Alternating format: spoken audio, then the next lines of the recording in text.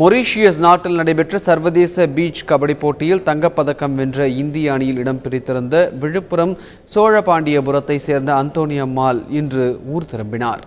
விழுப்புரம் ரயில் நிலையம் வந்த அவருக்கு மதிமுக பொதுச் செயலாளர் வைகோ சால்வை அணிவித்து வாழ்த்து தெரிவித்தார்.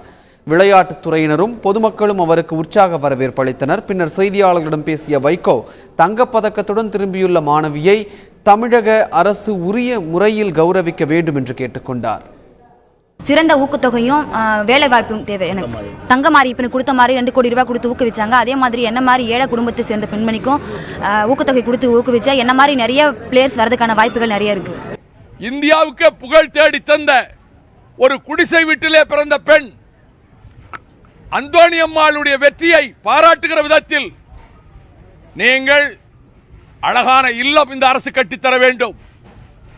அவர்களுக்கு நினைத்து பார்க்க முடியாத தொகை அவர்களுடைய பெற்றதற்கு பரிசாக தர வேண்டும்.